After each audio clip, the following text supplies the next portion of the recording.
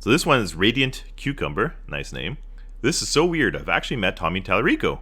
Fan Expo 2005 in Toronto, he gave a talk on making game music, though I remember him mostly talking about doing the music for Earthworm Jim and Advent Rise. I think he means Rising. I hadn't heard of him before, but since this was a convention, I wanted his signature. So I asked him to sign a Diglett Pokemon card I had in my pocket. I remember he remarked to the bimbo he was with, "Look at this, they have me signing Pokemon cards now." I think I still have it too, LMAO. Pokemon cards, that's funny. I can see him saying that. I believe this story. This one's from Marvelism. I have a Tommy Tallarico story, probably around about 12 or so years ago, back when I went with a friend to a video game collecting expo in eastern Pennsylvania. It was a fun little thing with lots of sellers' tables, back when you didn't need to take out a personal loan to buy retro video games. Free arcade with a bunch of old machines and a couple of special guests. One of them was, you guessed it, Trolley Esposito. Guess he means Tommy Tallarico and not Tony Esposito, classic hockey player. We walked past the table he was sitting at and noted that he looked a little bit sad. Perhaps the multi-award winning world record holder had lost some weight recently, and so people didn't recognize him. Our eyes met ever so briefly, and being the reserved Englishman I am, I gave him a quick, "You alright?" nod and moved on. So about 10 minutes later, we're looking through old cartridges, and I glance over and I realize that Tommy is looking at the seller's wares also. We thought little of it and moved on. A few minutes later, my friend nudged me as, again, Tommy was close to us again looking at the same stuff as us. Then it happened a third time. Our joke was always that he had seen us and was feeling lonely and had started to follow us. Now that I know what a weird, insecure, lying weirdo this guy is, I do wonder now if that little "y'alright" nod I gave him was one of the few human interactions that day. Maybe he was following me in the hopes of getting another sweet little piece of recognition. Perhaps my accidental shunning of him set him off on this dark path towards scamming people with a game console nobody should want. A way to go, Marvelism. It's your fault because the Amico, all because he didn't follow through with the y'all. Y'all right. So this one from My Vicky Ill says, it wasn't until an hour in that I remembered I went to a Video Games Live concert in Indianapolis during Gen Con. The host pulled a young woman up on the stage and harassed her. The audience booed, and after holding the microphone away so we couldn't hear, he told the audience, "She's legal." Guess after confirming her age, no holds barred. The early 2000s sure did happen. Well, there goes another story of inappropriate behavior.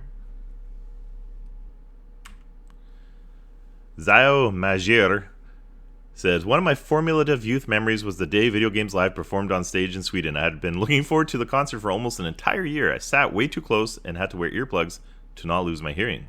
But I nevertheless had the time of my life. Remarkably, one piece of the concert that stood out to me ever since, at the very end, when Tommy held the closing speech thanking everyone involved, I learned that the concert used a local orchestra for the performance. A local orchestra Tommy tried but failed to remember the name as he told us to give us a round of applause for them. Now I think I know why. And that's just hinting that they use free local help. Studio Gallifrey Music said, before I start watching this, I just want to speak about my personal experience. I met Tommy Tallarico at Video Games Live a few years back at the last ever show he was doing in my city. I've been to Video Games Live a few times, and every time he came to my city, he always seemed like a genuine guy that just loved video games and wanted to spread that love around the world. Then I guess he started working with Intellivision, or bought it, I don't know. It all seemed to go down from there. I saw the news about the Roblox sound semi-recently, and to be honest, I didn't even know there was a battle going on. Really disappointing. Oh, good God, it's so much worse than I thought. So somebody had a good experience with him, so not all negative with Tommy. The Rising Sunfish says, and he's saying this to Emissary of Wind. I remember exactly. I was watching the first Video Games Live concert they recorded for TV, and feeling neutral to positive towards the MC until he showboated himself into a literal spotlight for one-winged angel, flailing around on his guitar like a midlife crisis Marty McFly saving his parents' school dance. Like, bub, you've done nothing but ride your Earthworm Jim clout for the last 20 years. Get off the stage and show some damn respect to an actual talented composer. So another person who's not a fan of Tommy flying around the screen, air guitaring. Gabriel Raposo says, something funny that I have to add up. I went to a Video Games Live on 2012 Rio de Janeiro, in which they held a Smash Free-for-All competition on stage while the band was playing the Brawl theme. However, the The game that was played was Melee, and according to him, it was the actual good one in the series. Very on brand on how people felt at the time about Brawl. So hearing that he gave Melee a 2.5 is just way too funny. That's what he gave on Electric Playground. He gave Smash Bros. Melee a 2.5. Also, you can see an amateur recording of this show on YouTube with the name Smash Bros. Video Games Live 2012 Rio de Janeiro. During the time, a friend of mine said, it's a shame they used pre-recording for the Brawl theme, and I was like, what? They did? I didn't pay attention at it at the time, but now that I know all the stuff about him rewatching the recordings, I can't help but think, were the shows even real too?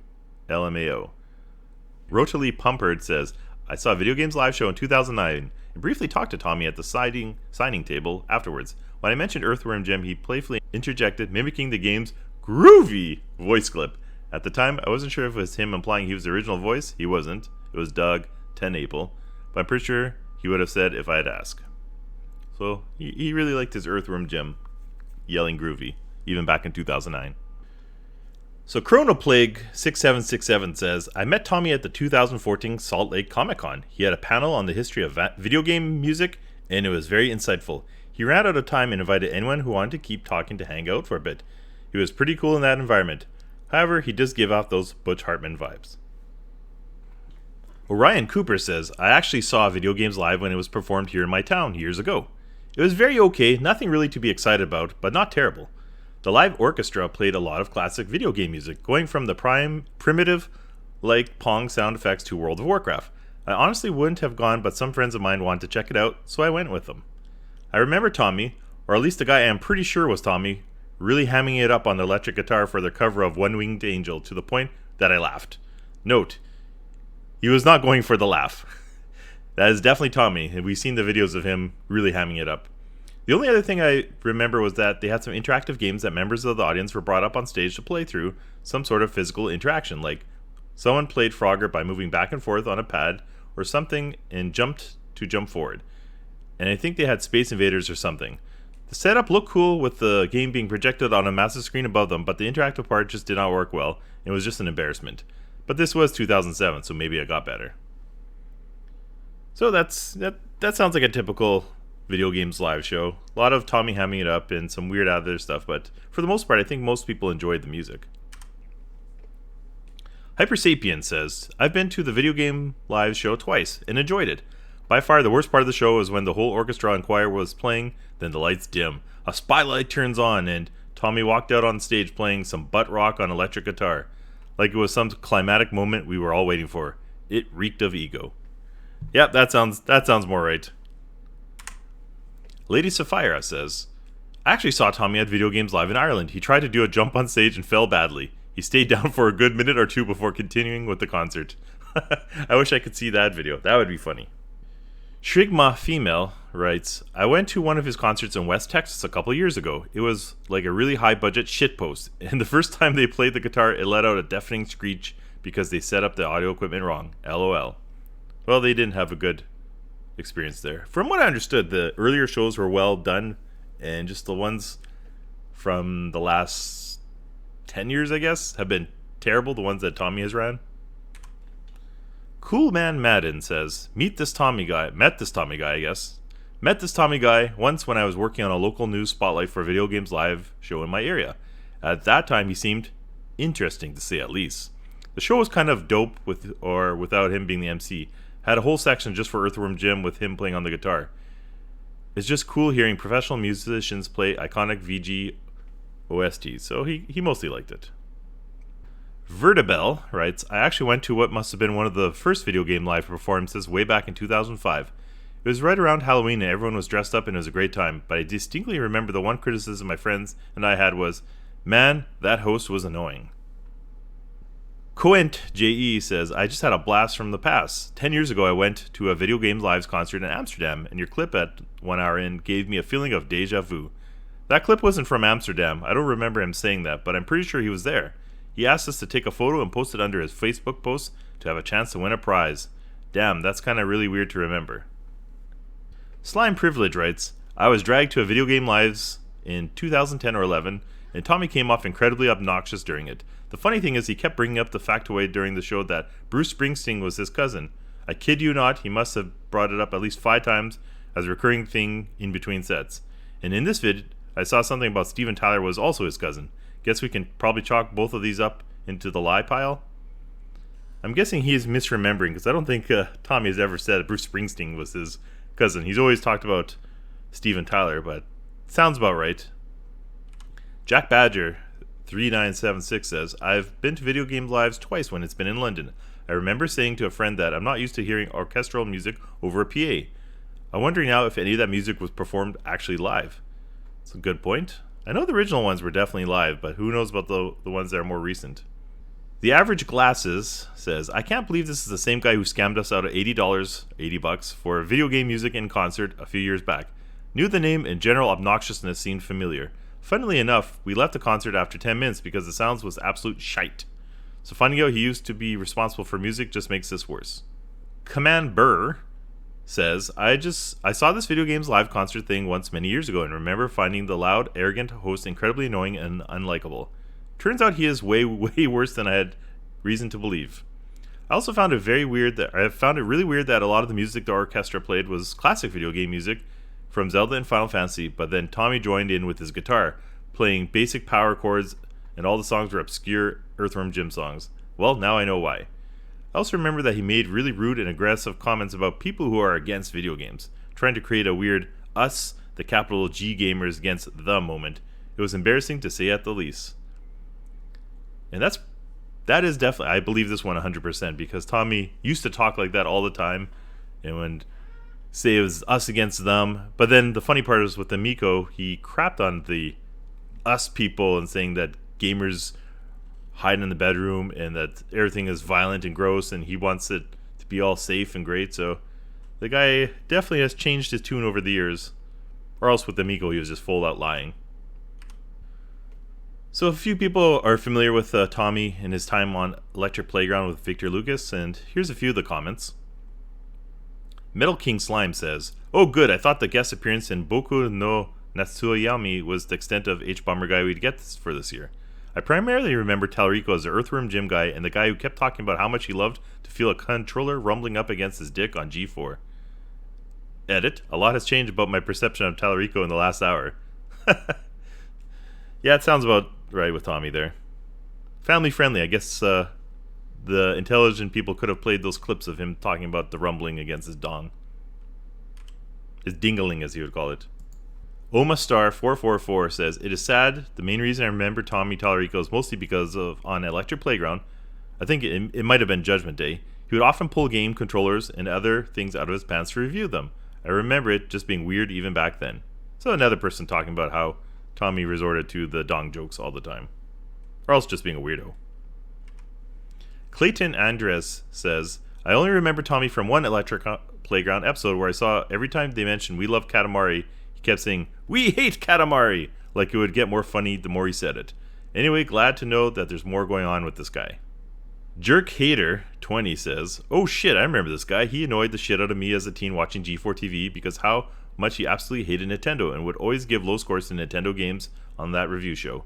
Like I distinctly remember one time when they were doing the pros and cons of GameCube game, he listed it's on the GameCube as a con and docked the points for that. Dude fucking hated Nintendo, had no problem being open about it while reviewing games. And that's the funny thing, because he always complained about Nintendo and talked down upon it, especially after he was let go of Metroid Prime. I wonder if that's a coincidence. So for years he really hated Nintendo and slammed the GameCube and anything Nintendo did. But once Intellivision came back, he always talked about his dear friendship, his dear friend Shigi Miyamoto. So the guy's just a phony. Platformer Masta says, you can tell Tommy Tallarico is closely involved with the production of Tony Hawk Pro Skater by how consistently he gets the title wrong. Which is funny, because if you do watch his interviews, he calls it different things all the time. Xenokill says, as a child, I loved Electric Playground, as it was the only video game review show that I knew of. Even at the age of 13, listening to Tommy review games was a miserable experience. And that's the same experience I had. I wasn't 13 years old, I was a bit older, but my memories, because Electric Playground was played constantly in Canada, because every Canadian station had to have a certain amount of content created within Canada. So EP was on so much, especially late at night, during the times that the time slots that they just need to fill with anything. And Tommy was annoying as hell. He was a miserable experience. He tried too hard. He was, I said this a million times before, he's the Screech from like Saved by the Bell. He just tried so hard. RX-78 says there's an extra dimension to the Smash Brothers review. Around that time, EP was sponsored by the major console manufacturers. There would sometimes be little segments dedicated to certain games like the Tekken Tag Tournament Move of the Week or the Halo Secret of the Week, etc. There's also a review section exclusively for handheld games, which meant GBA since there was no other handhelds. Now, I don't know the exact order in which these events occurred, but they did occur in fairly rapid sequence. Smash Bros. Melee and Pikmin got scathingly low reviews. Nintendo stopped sponsoring the show. Handheld reviews stop entirely. Nintendo starts advertising on the show again. It didn't necessarily happen in that order, but the picture it paints is largely the same either way. EP also uploaded old episodes to their review channel, but did not include the episodes with the Melee review. I'm amazed hbomberguy found the footage. Well, that footage has been circulated before, mostly because a lot of people remember Tommy for giving Smash Brothers a terrible review, and a couple of other Nintendo games, so the Nintendo fanboys have hated Tommy for 10 plus years. Robinson Knox says, that was pretty cathartic. For someone who watched Tallarico a lot on Electric Playground, Judgment Day, Reviews on the Run, video game criticism wasn't good back then, at least from what I knew of it. But his takes were always so bad. He used to use his dumbass humor to hide how shallow and incurious his opinions were. But I guess that was just the era it was from. There were some reviewers from other shows at the time that had the same kind of dismissive quality. I understand that people are like that in the world, but maybe they shouldn't be professional reviewers. For Tallarico serves at the your example of that kind of critic. I'm so thankful for modern video game criticism, which is deep, human, and insightful. I remember distinctly in that the Advent Rising review they did on the show, Tallarico, responsible for the audio in the game, and a real obsessive about footsteps as sound effects in video games, mentions the bevy of footstep sounds in the game, so maybe he actually did that. He wouldn't brag about something so specific unless he had a part in it, would he? By the way, fantastic video, Catlo. So there you go. That might be something someone can look into. Maybe all he did was the footsteps within the game. Or Joey Kuras did the footsteps and he took credit for it.